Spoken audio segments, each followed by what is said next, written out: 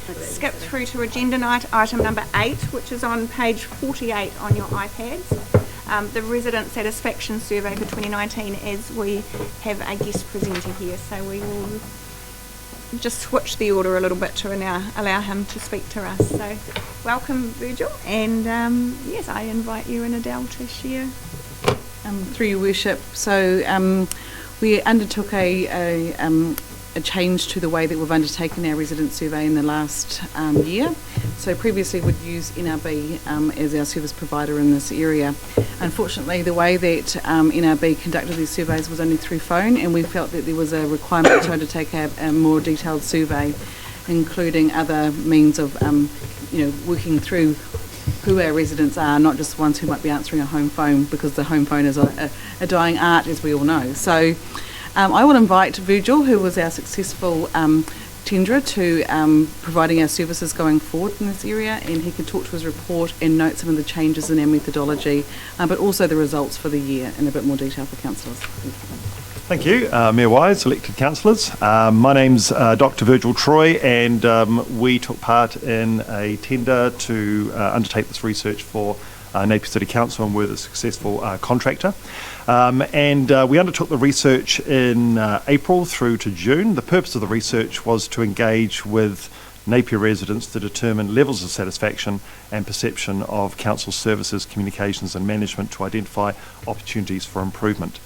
The research differed from previous years, as Adele mentioned just before, that predominantly the research was undertaken by phone, and for many, many years, for decades, that was a preferred method. However, the way in which people communicate, the way in which people are connected these days is an ever-changing landscape, and what the council was looking for was a more inclusive, robust approach that gave people the opportunity to engage via multiple platforms rather than just through access via the telephone.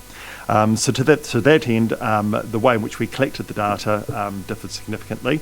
What we were also asked to do was to present something in terms of a written document that was a little bit more modern and up to date, and I think the previous reports have been like a fairly thick book, which you had to work your way through to get some information, and after about 12 iterations we ended up with this version that you have in front of you now, which is a more modern approach to provide the overall results in an easily digestible way. One of the other things that we did that was slightly different on council's request, and that was modify the way in which we asked people to evaluate or rate various questions.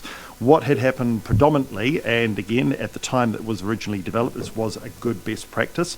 There were 3 scales that people could choose from when they were going to rate a service, and that was you were either very satisfied with it, you were fairly satisfied with it, or you were not very satisfied with it. There was no option to say that you were actually dissatisfied to some degree. So you had 3 levels of satisfaction, or you didn't know. Whereas what we did here is we provided a 1 to 10 scale, so that people could say that they were totally dissatisfied with something, or that they were very satisfied with something to some degree. And so pretty much the way we analyse it is that if you get a mark of 6 or higher, which is halfway through the scale, that's satisfaction, or you're satisfied to some degree, and if it's 5 or lower, you're dissatisfied to some degree. So from our perspective, it's a more honest scale that you can use. So what that's resulted in is, across many of the services, there are like-for-like comparisons, but with some services there are some significant differences in the way in which people responded to the question and the ratings they were given. So I'll just quickly go through the main findings that we found, and again this is in the report. Overall, 67% of residents were satisfied with council's performance, which was an improvement compared to 2018. And just sort of highlighting that particular question, that wasn't in, because there are several new questions in this research, that wasn't a question that was actually asked in the previous surveys that you had done. This was a standalone question where we said, in consideration of the services that we've just gone through, overall, how satisfied are you with the services you receive from council? And so we got a 67% response to that, which meant that it was an improvement over the previous year of about 7%. 21 out of 29, that's 72% of council services rated by Napier residents showed satisfaction of 60% or higher, so that's a positive result. 4 services and council assets showed improved performance. That was town planning, the MTG, public libraries and cemeteries. The provision of playgrounds, which was a new question added to the research in 2019, that was the top rated service with 91% satisfaction. Other newly introduced questions in 2019 showed positive satisfaction, for example, cycleways at 88%, local community activities and events 80%, and around 6 in 10 residents were satisfied with the way in which you manage freedom camping, and recycling services at around 55% highlighted some room for improvement. Over half of residents, 58%, stated they had had contact with council over the last 12 months, and over half of them were satisfied with the contact that they had had with council. Social media, 56%, was the most preferred method of communication, followed by flyers at 42% and electronic newsletters at around 41%. 2 services showed the largest reduction in satisfaction. That was stormwater and drinking water. So water has been quite a predominant issue that's come up in the research. And drinking water, if we focus on that, recorded historically low satisfaction levels in 2019. Only 20% of people were satisfied to some degree. And this has had a moderate effect on satisfaction perceptions with council leadership and performance overall. So it was one of those issues that we identified had a very, very strong correlation with how people felt council performed in general. Thank you very much. And just following on from your comment around the stormwater and drink water Yes.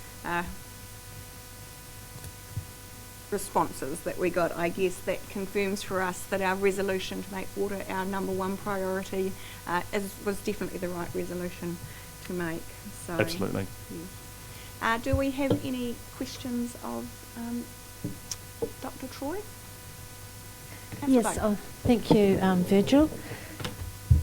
I've always been an avid reader of our NRB surveys, and I certainly appreciated the shortcomings of being focused, gathering the information from landlines, and it's a consideration that has been made for some time. So it's great to get that wider range of capturing people's ideas and thoughts.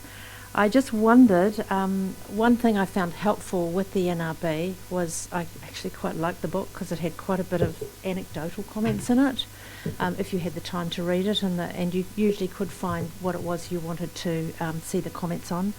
But also the responses were divided up into the wards, and seeing we are all ward councillors now, I mean, I don't want to put a whole lot of extra work on you and have a whole lot of extra, costs of it.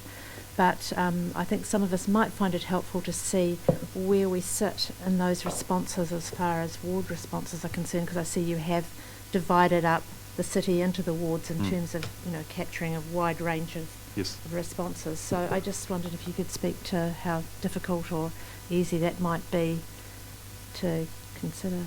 It's something that we can do. When we, as I said, this is, I think, version 12 of the actual report, so it's gone through many iterations. We had so much information in there originally, even though it was presented visually, it became very, very cluttered, and it raised more questions than it actually answered. So in going through this, we made several recommendations to obviously slimline the results so that, it gave people, yourselves, the general public, information to view at a glance in what we believe is an easy, digestible format.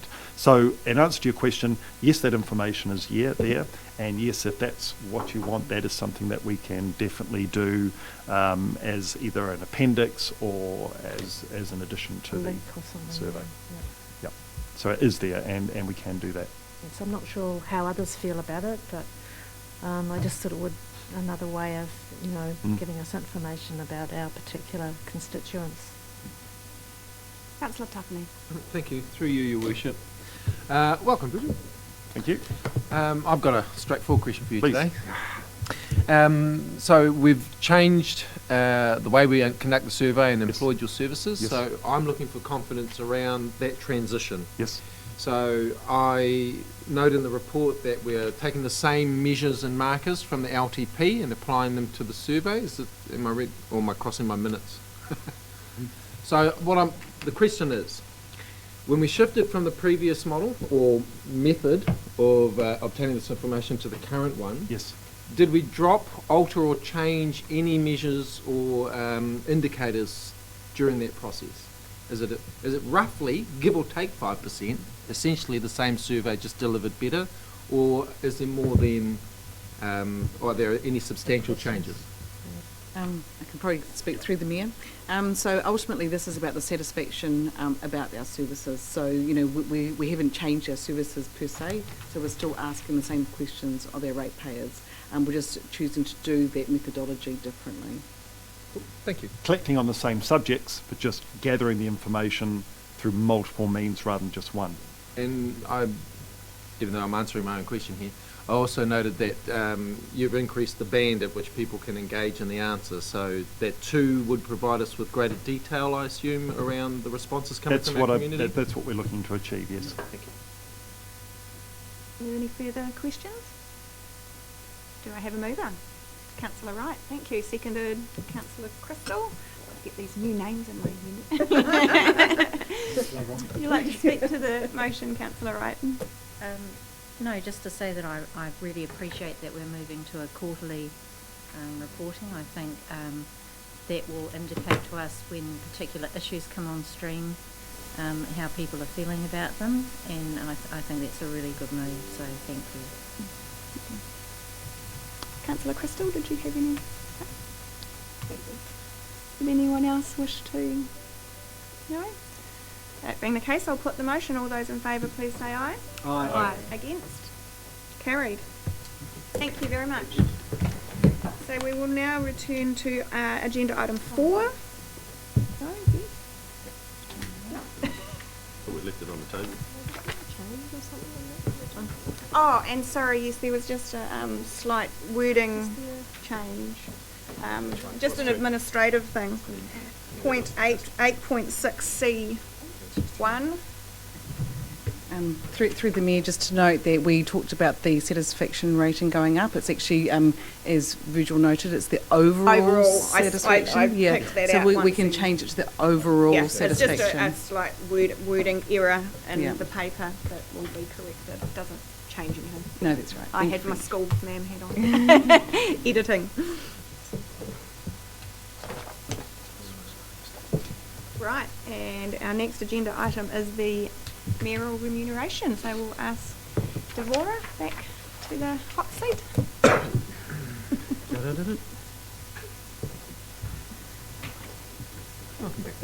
Thank you. Thank you all. So with the permission of the Mayor, I might largely take this report as read. A little context, it's essentially a follow-on from the paper that was brought through to the council meeting on the 19th of November, where the remuneration of councillors was allocated out of the partial pool. So this is more of an information paper to meet the full transparency that the Mayor wants to maintain in terms of elected member remuneration, and to specify that the total remuneration package of mayors across the country is set by the Remuneration Authority in line with their sizing indices per council. And then some slight adjustments are made depending on whether a vehicle is provided for a mayor and the extent of private use that a mayor chooses for the vehicle, should they be provided with one. So this is just about providing public awareness of the mayoral remuneration following on from the paper 2 weeks ago. So, Thank you. Councillor Taylor. Just a quick question. The Mayor has elected the full private use option. yes. And just some confirmation that our insurance policies as such cover that. Through the Mayor, I can confirm that the mayoral vehicle is covered by our council policy. Thank you. Any further questions? Do I have a mover? Thank you, Councillor Taylor, seconded by Councillor Mawson. Did you wish to speak to the motion at all, Councillor Taylor? No, I don't think there's any need. Did anyone else wish to speak to the paper? No? I'll therefore put the motion. All those in favour, please say aye. Aye. Against? Carried. Item 5, the civic building demolition. Welcome, Richard. and Paulina to speak to the paper. Thank you.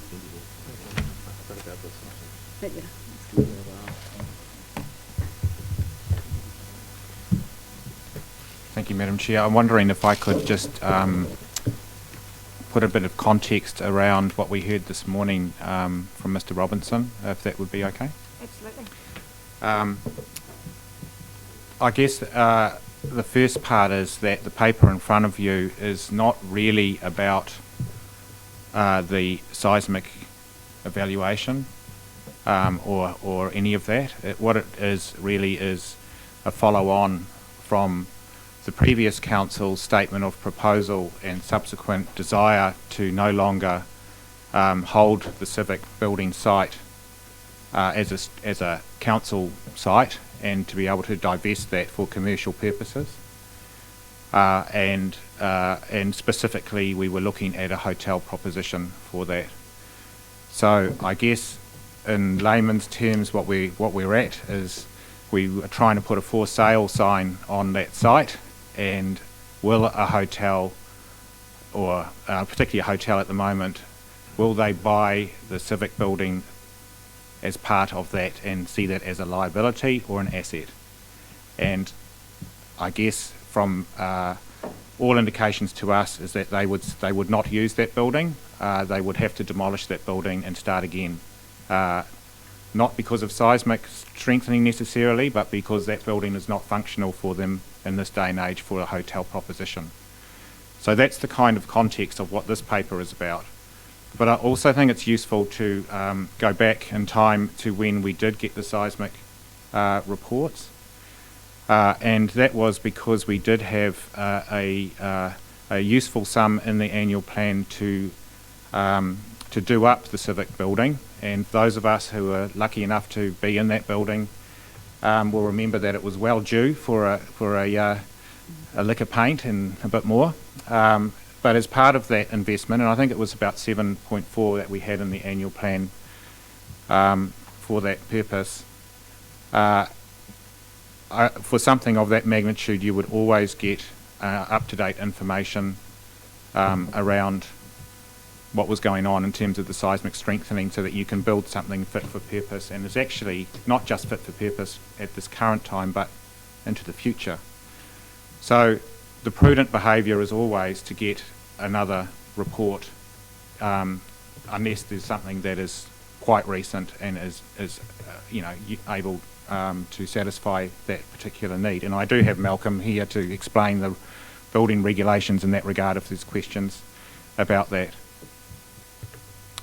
So once we went down that query line, we got Strata Group to have a look at both buildings, the library and the civic buildings, and Guy Lethbridge in particular headed that work. He engaged with the University of Auckland because he thought it was a big job and in a complex matter, and they were reviewing and helping him with that as he went. And then when he was coming to his conclusions, he was particularly nervous about the results, and it was because they were as low as they are. We didn't know at that stage, and because of the implications of what happens once you release that report. And that's really important, is that as much as it was suggesting that we go back to Graham's report and those numbers, a new report we cannot ignore either. That becomes the information that we have to deal with as well. So we can't just ignore it. And at that time, the deliberate approach from Guy, eventually it was released, and the impact of that was immediately seen. Overnight, our tenant in the library building, or not even overnight, within hours, they left the library building on the basis of those new numbers and have never wanted to return. And in terms of our own processes, we spent a lot of ratepayer money and certainly had a lot of staff effort and input, and the councillors as well were well aware of the decanting process of those buildings and the amount of resource that has required ongoing and pain really for the council as to deal with those numbers. So those numbers were not released lightly. It was not done without any, it was very deliberate, the way that was done. Guy himself, I think, talked to the elected members of the time about those numbers and what they meant, and took us all through it. And we also then started engaging with the public around the future of that pretty soon afterwards, because we had to be thinking about the library and the civic buildings into the future. All of that went into the process of a statement of proposal to divest the civic building, and at that stage, to my knowledge, there was never a challenge to those numbers, even though all of that considerable consternation and effort into decanting arose. So on the best of our knowledge, we went forward and started planning on the basis of those numbers. And I think where it's gone is that the statement of proposal was, from the last council, was adopted by that council, and of course we've had an election in between, and some of the new councillors may not be aware of how that all transpired, but the logic of that was that the civic building, it was prohibitively expensive to get up to modern building standards, and therefore we thought the library building may be a possibility. It looked better, and from that basis it was decided that we could sell basically the civic building site for other purposes. So that's what this paper is really, is preparing for that sale. The demolition is one step in that process. As I say, we're pretty confident that no hotel to date has wanted anything to do with the current civic building in terms of building a new hotel on the site. And with that, I'll pass on to Paulina to talk specifically about the paper. Yeah, and I think that Richard has touched base in the majority of the points. Just to reiterate as well, we are under negotiation with the hotel developers to either sell or lease the site. It hasn't been agreed, and as we discussed in a previous workshop, that decision would come to council again for discussion. But in light of that, we are recommending to actually proceed with the demolition. Despite that, we don't know whether a deal with the hotel developer is going to eventuate or not. So that is really the risk of the decision that we're requesting today is when are we going to be able to recover the cost of the demolition. But there's no doubt that the civic building as it stands is not being able to be used for any purpose. It's too expensive to refurbish, so it has to come down to optimize the use of the site. Whether it's a hotel or another commercial development, it's almost irrelevant. What we know is that having the building there is creating a gap in that area, is creating some of the business to relocate, is creating that ghost town effects on that area of town, and we really want to avoid that. So that's the reason why we want to actually reactivate, start with demolition, and be able to have the site prepared for the next commercial venture that can go there. Thank you. Now, we are actually going to have to adjourn briefly because the Audit and Risk Committee meeting was scheduled for 1 o'clock. We're going to call the Audit and Risk Committee to order and then adjourn that so that we can then re-adjourn. Is that what you had decided to? Okay. Are we doing the Audit and Risk Committee minutes or what's happening with Audit and Risk? Yeah. Okay, so we are going to adjourn for half an hour to enable us to have a break and something to eat, and then we will proceed after that. Thank you. Thank you. Oh, this ties straight back to item number 2, doesn't it, Councillor? What was item number 2? I don't know.